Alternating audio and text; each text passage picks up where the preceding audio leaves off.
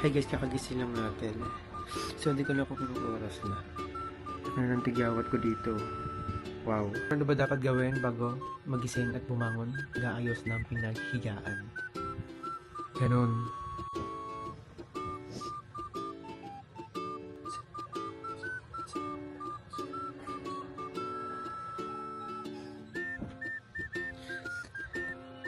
So, tapos na. Ang next naman is siyempre mag-skincare ako. And marami akong nababasa sa comment section sa mga nag-message sa akin kung ano daw yung skincare natin. Pero alam ko naman na matagal ko na itong ginagawa pero sa mga bago dyan. Kaya gagawin natin yun. Tara, let's go.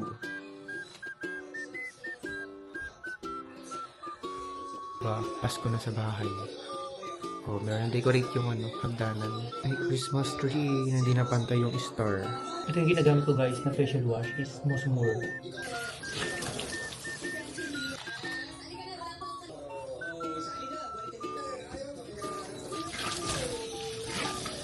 Hindi ko alam bakit ang dami nagkataon ng skincare ko, pero hindi naman kasi ako gaano kakinisan ngayon. Isa yun na meron ako mga tigyawat dyan na malaki, saka yung mga dark spot dyan. Pero nagle-lights na konti kasi nagpa-facial ako sa Cinderella. Yan. So, diba, ang dami kong skincare na ginagamit kung ano-ano na. Meron pa ako dito guys na hindi pa nabubuksan. Solid tayo sa Papafil. Pero guys, diba, tapos na ako mag-facial wash. Ito naman yung ginagamit kong toner. Kakabili ko lang yan nakaraan. Yung nagmawa ko. Pang acne solution. Oil control. Hindi ko alam bakit minsan oily ako, minsan hindi. Parang mix. Ginagano ko na siya, hindi ko siya dinidiin. Sa leeg. Skincare guys, meron siyang pang umaga na gagamitin mo, and meron din siyang pang gabi. Parang meron palang ganun. Ngayon ko lang din nalaman dahil sa Papafil.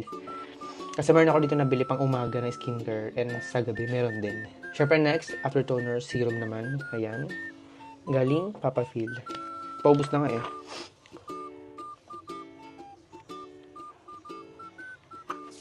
Minsan nagmamagwort ako guys, pero hindi umaga. Gabi lang talaga. Yan, 3 meron akong ganyan. Kompleto yan. Depende sa face mo. Okay.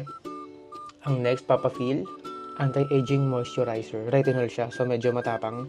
Kasi naalala ko pala, ngayon ko lang din nalaman din sa Cinderella. Kapag magpapa-facial ka or may papagawa ka sa face mo, kailangan hindi ka mag-skincare na merong retinol. Kapag nagpa-facial ka kasi, tapos nagamit ka ng retinol, madali siya mamula kapag nagpa-facial ka. Ewan ko kung tama ba sinabi ko. Comment below pag mali. Yan. Parang napisa na pala siya. Siyempre guys, ang next naman is Papafil 5D Peptide Anti-Aging Eye Repair Cream. Gusto ko to guys. 1 minute lang siya. Makikita mo na yung difference. So, meron akong ganyan.